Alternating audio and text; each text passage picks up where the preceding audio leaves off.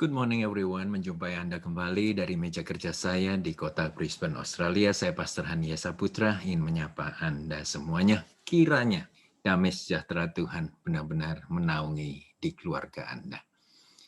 Nah, saya ingin bicara mengenai konflik di dalam rumah tangga Anda. Ya, baik itu di dalam keluarga Anda ataupun pernikahan Anda. Nah, konflik akibat adanya perbedaan kepribadian adalah bagian normal bagi sebuah pernikahan. Ya, bagi sebuah tim, organisasi, maupun unit militer, bahkan di gereja pun, itu suatu hal yang normal sekali. Bahkan di Amsal 27 ayat 17 mengatakan besi menajamkan besi, manusia menajamkan sesamanya. Konflik bukanlah sesuatu yang jelek, sesuatu yang negatif, asalkan kita bisa menemukan solusi jalan keluar daripada konflik itu, maka konflik akan menjadi satu berkat bagi kita semuanya. Nah, pemimpin yang efektif akan bertindak menghadapi masalah untuk menjadi kebaikan bagi semua pihak. Sebuah buku yang berjudul Am I Making Myself Clear, karangan daripada Terry Felber, memberikan 8 prinsip yang saya ingin bagikan pada pagi hari ini untuk saudara bisa master ataupun menguasai seni konfrontasi. Yang pertama adalah segala sesuatu bukanlah sesuatu yang besar.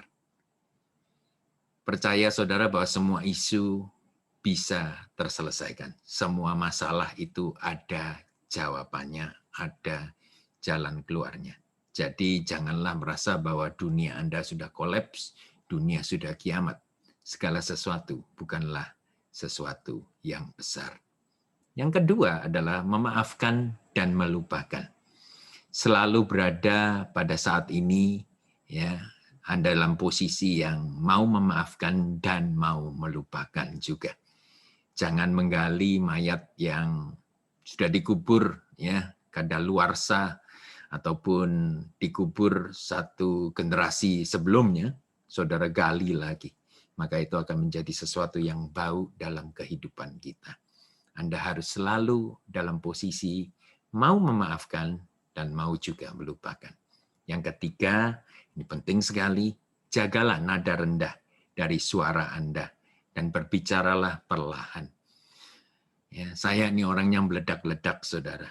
Ya, terkadang kalau sudah lihat dalam Facebook setiap hari renungan ini, kelihatannya nyaman, teduh maupun suara yang rendah, tapi dalam keseharian saya ini orangnya cukup meledak, saudara.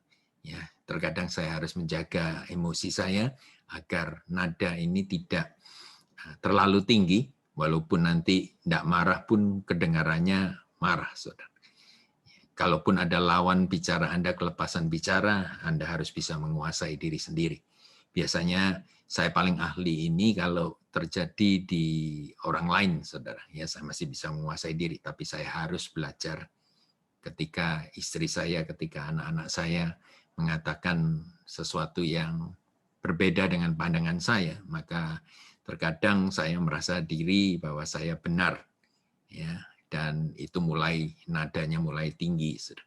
Ya, apalagi plus ada darah tinggi, wow, itu cepat sekali. Ya, api bisa langsung membabat semua yang ada di depan ini. Nada yang rendah membuat sejuk, saudara, ya, secara emosional. Yang ketiga, yang keempat adalah segalanya jangan dimasukkan ke dalam hati. Tidak peduli apa yang orang lain bicarakan, ya, tidak peduli berapa tajamnya mereka itu menyinggung saudara, tetapi biarlah semuanya itu jangan dimasukkan dalam hati dan bercokol di sana menjadi satu kanker ataupun satu kepahitan di sana. Yang kelima adalah setiap kisah memiliki dua sisi. Pendapat Anda berdasarkan informasi yang tidak lengkap. Ya, jadi jangan ikut terjerumus kepada satu dosa yang bernama asumsi ini. Ini adalah dosa yang konyol sekali. Ya, jadi setiap kisah itu memiliki dua sisi. Yang selanjutnya, yang keenam adalah kalau kita salah, kita harus mau meminta pengampunan. Andai kata saudara tidak salah pun, demi untuk menjaga situasi kondusif hubungan suami istri, ya, Anda harus bisa mengatakan, maafkan saya kalau perkataan saya membuat Anda tersinggung. Tetapi itu bukan maksud saya. Yang ketujuh adalah janganlah pernah berdiskusi lewat telepon.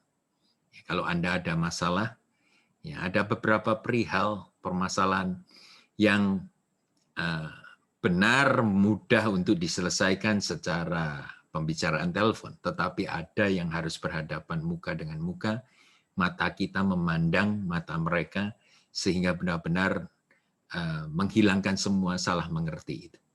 Ya, jadi kalau bisa janganlah pernah berdiskusi ataupun berusaha untuk menyelesaikan masalah lewat telepon. Yang ke-8, yang terakhir adalah jangan menganggap masalah pada waktunya, jangan menghadapi masalah pada waktu Anda letih. Ya, keadaan tubuh Anda memang capek. Diskusi yang berat dan sulit akan menjadi lebih mudah apabila semua pihak dalam keadaan yang terbaik. Jadi kita bisa memikirkan dengan otak yang dingin, jalan keluarnya bagaimana. Tetapi ketika Anda lapar, Anda capek, Anda tidak enak badan, itu akan mendatangkan satu efek yang berbeda sekali dengan apa yang saudara harapkan. Ketika Anda menguasai semuanya seni konfrontasi ini, maka apa yang dikatakan oleh Alkitab bahwa Anda akan menjadi peacemaker, pembuat damai sejahtera itu akan terjadi. Oleh karena itu, Amsal 4 ayat 24 mengatakan, jagalah hatimu dengan segala kewaspadaannya, sebab dari sanalah mengalir kehidupan. Ya, keadaan Anda saat ini mudah dideteksi macam mana orang hidup. Ya, mereka gampang sekali begini, saudara. Ya, sebenarnya Anda bisa mendeteksi keadaan akhir zaman. Pertama, orang gampang berkhianat. Ya, orang tidak menghargai moral lagi, orang berpikiran pendek, dan mereka melakukan tindakan-tindakan yang konyol dan bodoh sekali. Persahabatan sejati sudah menjadi usang, ya, ataupun asing lagi. Ya, mereka tidak menjalinkan hubungan, mengikatkan diri dengan berbagai kemungkinan yang bukan menjadi kepastian. Itu adalah akar konflik. Ya, cabut akar itu dan mulai berani beresiko. Memang untuk berteman, memang untuk menikah, itu memiliki resiko segalanya. Tetapi sekali Anda sudah mengucapkan janji kudusmu itu, saudara tidak bisa mundur lagi. Seolah-olah Tuhan mengatakan besi menajamkan besi, manusia menajamkan sesamanya. Terutama suami istri, biarlah ketika argumen itu ada, bukan berarti Anda harus membuka pintu kebencian untuk Anda masuk di sana, tetapi justru itu memberi peluang kepada Anda untuk menunjukkan betapa dewasanya Anda saat ini. Tuhan memberkati, biarlah rumah tangga Anda benar-benar dipelihara dalam kasih Tuhan dan kesabaran Tuhan. God bless you.